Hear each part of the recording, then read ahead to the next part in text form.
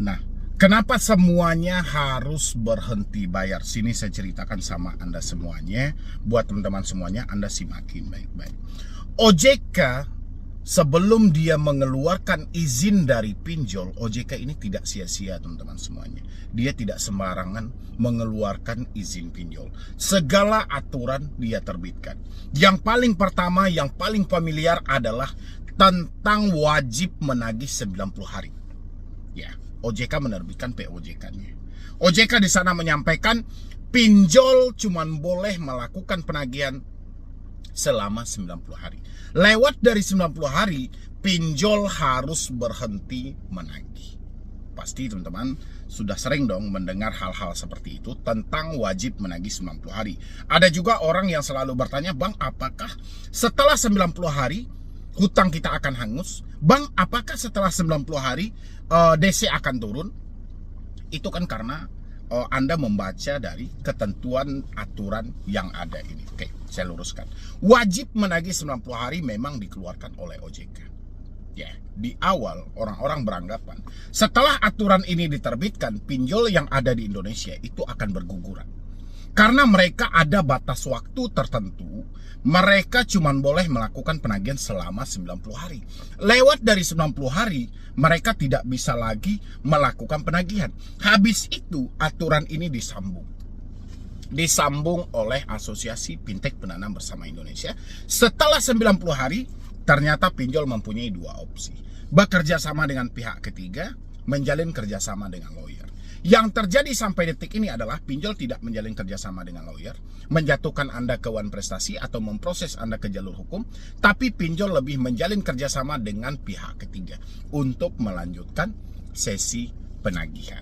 Oke, itu yang aturan yang paling pertama. Ini dibentuk oleh OJK, ada, nanti Anda bisa cek masing-masing.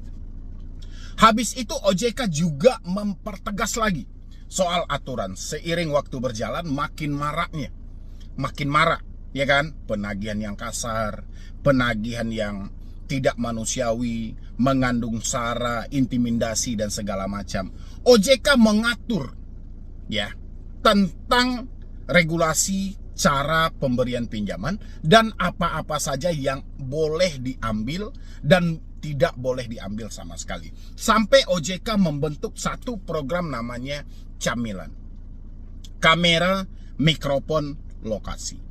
Pinjol yang ingin ya mengambil data nasabah ini cuman diizinkan hanya 3 ini aja.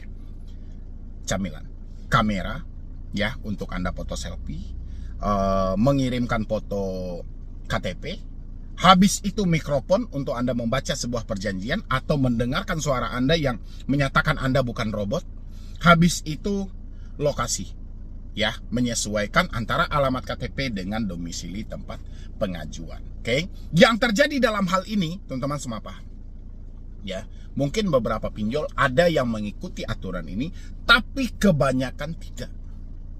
Tetap aja akses kontak ada, akses log ada, akses galeri ada.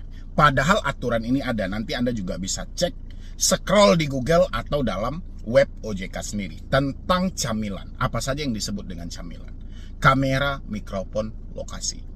Ya, pinjol cuma boleh mengakses 3 item itu. Di luar dari itu tidak dibenarkan. Ini tertuang dalam aturan OJK. Ya, ini supaya apa? Membatasi penagih hutang, mengambil data terlalu pribadi. Ya, seperti kontak-kontak, seperti log-log panggilan, seperti galeri yang ada. Oke, yang terjadi kita sama paham. Ya, habis itu OJK juga lebih mempertegas lagi. Ya, mempertegas segi aturan mereka. Diterbitkanlah aturan lagi.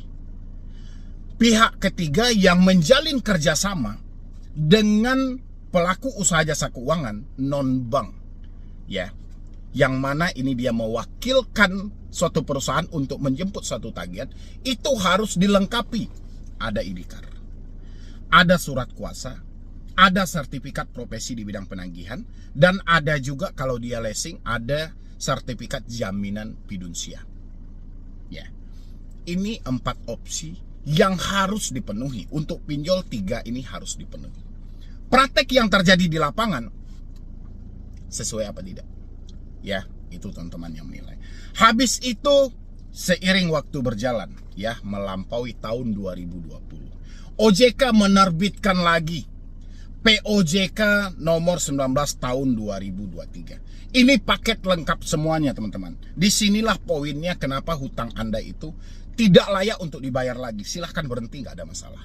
Ya, sesuai dengan POJK nomor 19 tahun 2023. Yang paling pertama adalah satu orang cuma boleh meminjam 3 aplikasi pinjol. Untuk memitigasi resiko, ya, untuk mengatasi resiko supaya orang jangan sampai gagal bayar. Makanya dibatasi satu orang cuma boleh meminjam 3 aplikasi pinjol. Pinjol harus mematuhi hal ini. Ya, itu dikeluarkan oleh OJK. Dalam COJK nomor 19 itu dijelaskan di sana. Satu orang cuma boleh meminjam di 3 plafon pinjol. Yang terjadi hari ini apa? Anda yang menonton saya, itu minjam berapa aplikasi? Coba Anda isi dulu di dalam kolom komentar. Ini kesalahan siapa lagi? Ya, kesalahan si pinjol. Apakah kesalahan pinjol ini tidak semata karena mereka aja? Tidak, juga ada kesalahan dari OJK. Nanti kita bahas. Ya, habis itu OJK tidak puas sampai di sana. Ya, dalam COJK bukan diatur hanya semata 3 aplikasi pinjol saja. Ada juga diatur tentang penggunaan nomor kontak darurat. Ya, kontak darurat hanya diperuntukkan untuk mengkonfirmasi keberadaan si debitur kalau si debiturnya tidak bisa dihubungi.